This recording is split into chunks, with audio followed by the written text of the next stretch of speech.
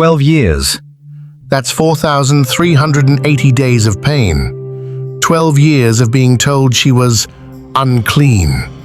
12 years of spending every penny she had on doctors who only made her worse. In the eyes of the law, she was an outcast. In her own eyes, she was a ghost. But while the crowds were busy pressing against Jesus for a selfie or a shout-out, this woman was on a secret mission. She wasn't looking for a conversation. She was looking for a connection. Today, I'm going to show you why your secret faith is more powerful than a public religion. If you've been suffering in silence, or if you feel like God has forgotten you in the crowd, this story is the turning point you've been praying for. Jesus was surrounded. Hundreds of people were bumping into him, shoving and shouting.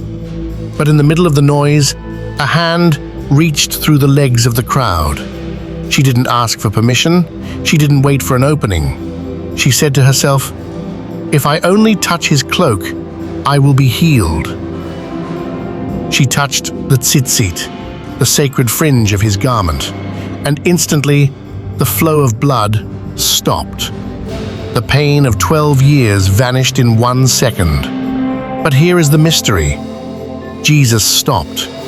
He looked around and asked, "Who touched my clothes?" His disciples laughed. They said, "Lord, the whole crowd is touching you." But Jesus knew the difference between a crowd that bumps into him and faith that draws power out of him. Why did Jesus stop? He didn't stop to embarrass her. He stopped to restore her. He wanted her to be more than healed.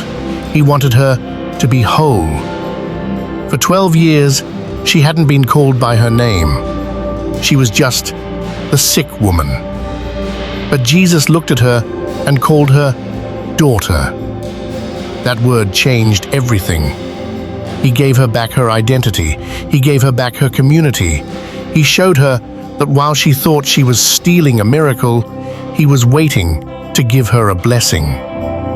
Some of you have been bumping into Jesus for years, going to church, singing the songs, but you haven't touched him yet. You haven't reached out with that desperate, "if I don't get him, I won't survive" kind of faith. Your miracle doesn't depend on the crowd's approval. It doesn't depend on how long you've been hurting.